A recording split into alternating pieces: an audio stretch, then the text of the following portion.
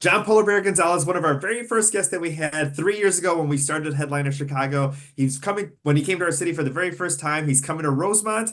It's a Zanies August 2nd and 3rd. John, it's always great to see you. Thank you so much for your time today. Of course, man. Thanks for having me. I appreciate it. Yeah, you've been to Zanies in Chicago, first time coming to Rosemont. I mean, tell us a little bit about this about the new material. I mean, tell us a little bit about the show.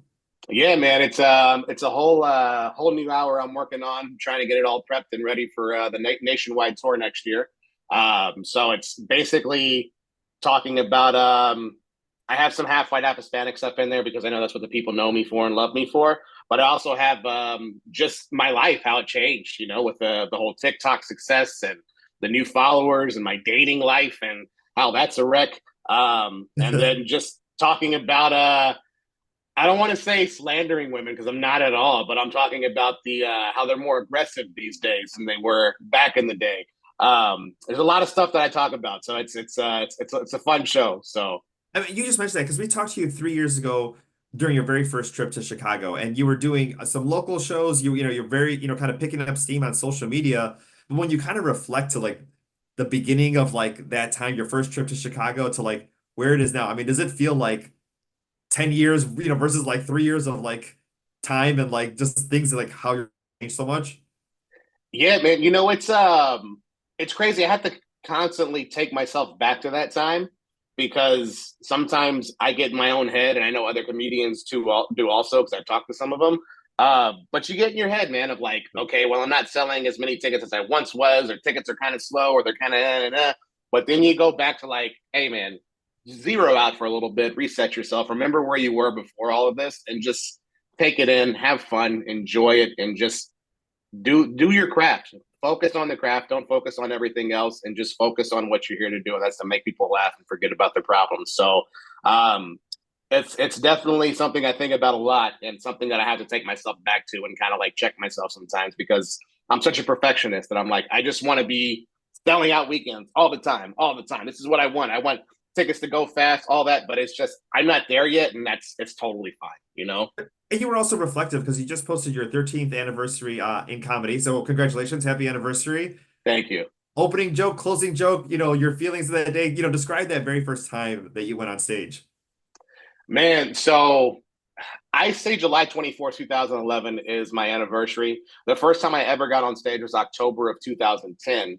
But I didn't really, it was kind of something I just tried out. And the place I did the show at, there was no alcohol. They only served like beer, and I really don't drink beer. And so my buddy got me a Four Loco, but it was like room temp. So I took like two sips, and I was like, yeah, I'm not doing that at all. And I went on stage and did my thing for like 5 minutes. And I got like the little, it's his first time, those little petty laughs. And then I stopped doing it for a while. And then July 24th, 2011 is when I did the open mic and told my brother, hey, you're driving because I'm going to drink and kill the nerves that I had last time before I do this again. And then I got up on stage and I just fell in love with it, man. So ever since then, that's why I say that's my anniversary, because that's like really when I really fell in love and became committed to it, and it became more like a drug to me instead of something to do. So, something to do. And I was curious, after you said about the room temperature for Loco, if that was going to be like a mainstay or that was just like a one and done. Yeah. The room temperature for Loco, man. It was, what's crazy. I had a job at Apple. I was working with Apple, and we were in the we're doing training, and people were going around saying like, "What do you do? Is there any special hobbies or interests that you have?" And for whatever reason, I had done stand up once in October of 2010. And I was like, I do stand up comedy. Like, no, you don't, dude. You've done it once. And everybody's like, really, really? But if I wouldn't have said that, I probably wouldn't have had the pressure from everybody that worked with me to be like, hey, we got to see you do comedy. When are you going to do a show? When are you going to do a show? And it made me get back into it when I did that on July 24th of 2011. And it just became something that I loved because I did great and just kind of went from there. Of course, I bombed many, many, many, many times from that point forward, but still something that I love doing. So That is amazing. Last time you were here was Cinco de Mayo weekend, Zanies in Chicago. What was that like? I don't think we haven't chatted since then, but what was that experience like, especially coming here on where people want to celebrate, Latin culture, and you coming to do your shows here. What was that experience oh, dude, like? it was great, man. We did a weekend. That was my first weekend there. We did Friday, Saturday. Friday was good. Saturday was the first time that they actually had to like turn people away at the door and tell them to come to the late show. So that felt great. You know, the crowds in Chicago are always amazing.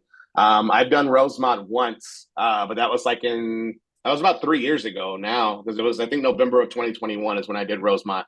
Yeah. So getting to go back there and do it again and actually getting my first weekend, it's just incredible. It's amazing. Let's talk a little bit about the viral fame of, your half white, half Hispanic family, because I think anyone can relate to those videos. Obviously I do, because of my background, like I send those videos to my sister and like my cousins, and that's how like we don't talk or communicate all the time. We just send John's videos to each other and comment about that. But maybe that moment of like, wow, this is picking up steam and this is bringing friends closer together and families are talking, maybe in a way that they didn't before because of those videos. Yeah, no, it's pretty crazy, man. It's insane to think of like how many people related to it, Yeah. and how many people still relate to it, and people who know me for that. And even today, man, like I'll do shows and like I wouldn't say I'm trying to get away from it, but I'm just trying to kind of have my art just kind of like be free form and like talk about whatever on stage. Yeah. But I'll have people come up to me after the show, like, "Hey, man, like you need to do like more half white, half Hispanic stuff and da da da and all that stuff." And I have some in my new hour. I have a good like 10 to 15 minutes, and I'm probably going to build on it and make it a little bit more. But it's crazy, man, because I didn't think once I started doing the skits, I didn't know how many people would relate to them. Yeah. And it's something that I've done since like I kind of like started doing stand up. I think I started the first joke I wrote about it being half white, half Hispanic was in 2012.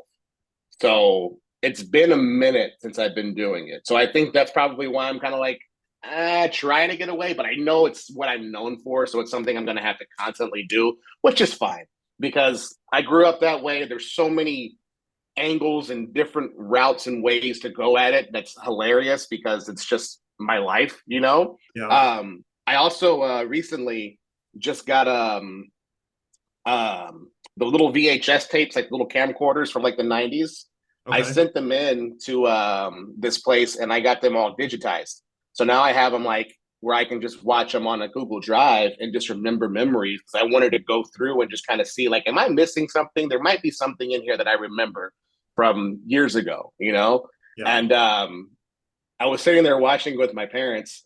And as a kid, you don't really pick up on a bunch of stuff. But my dad was dancing with my mom and he was doing something where he was like pushing his like pelvic thrust up against her. And she was like, "You always did that." And I was like, "Oh man, like I don't need to know this stuff about my parents." Like Yeah, I you don't was want to know stuff young about for your that. parents. Yeah. Yeah, like all right, dad, that's enough. That's gross. Come on, dude. Hopefully, too, if you find a fun clip of John as a kid, that maybe you might upload some of these things and maybe we might end up seeing them on your social media. Yeah, definitely. The funny thing is that I know like sometimes like as I get older, you're like, oh my goodness, I'm becoming my parents or my tios or my tias. Like some of those things that like you made fun of them or that you like noticed about them that you just end up like enveloping like those qualities. Has that happened to you as far as like maybe something that like you've made like a video of that you're like, oh, now like I'll give you an example.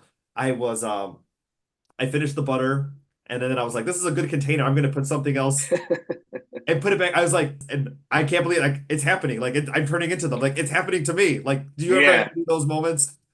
Oh yeah, definitely, man. Definitely. I've done the butter container before myself for like just washing it and keeping it to like store something else in there. My dad too is I've always been like my dad more growing up, like he's such a big perfectionist and he has to have things a certain way. And I've always been like that. I have to have my house a certain way. I have to have my room a certain way. When I'm packing, it has to be set a certain way. My dad's nose, I've got my dad's nose, which I hate. Not like just like the look, but the smell. His sense of smell is like stupid. Like it's dumb.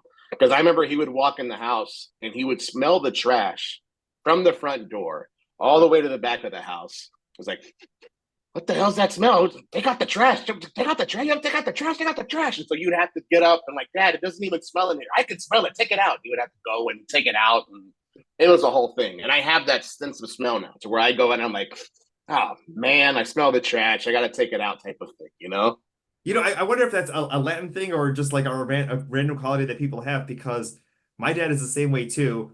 He'll come Yeah. in and like, did you throw out the garbage? Or you use a different brand of like window clean. Did you use Windex or did you use something else? Like random things that you're like, how did you smell that? Like it's like a superpower.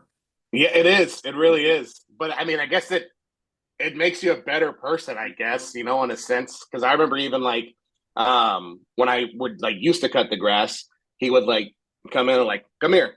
And I'm like, oh, I forgot something. I missed a part or something. And he would walk me outside. Look at that right there. You missed that part right there. Grab the lawnmower and do it right. You're gonna do it right. Don't do it wrong. Do it right. And you go, ah, man, I have to go and I have to mow and do all that stuff. And I'm like, ah. But then you get older and you're like, now I'm a perfectionist. It's a gift and a curse. Yeah. Like my therapist calls it like all or nothing thinking, and that's what I have. I have it because of him, and it's cool. But at the same time, it's like, dude, everything doesn't have to be perfect all the time. Yeah. You gotta find that right kind of balance. Yeah, yeah, it's hard to. It's very hard to find the balance. Awesome. Well, John, thank you so much for your time as always. Welcome back to Chicago land, not Chicago, because you maybe you might spend a little time maybe getting some food or doing a little sightseeing in Chicago, right? Definitely. I love Chicago, man. I'm definitely I'm staying in Rosemont, but please believe I'm going to be out in Chicago doing some stuff. So if you see me, say what's up, everybody. That is amazing. August 2nd and 3rd, rosemont.zanies.com for those tickets, and we'll see you in Chicagoland very, very soon. Thanks, man. Appreciate it. Always good talking to you. You too. See you soon.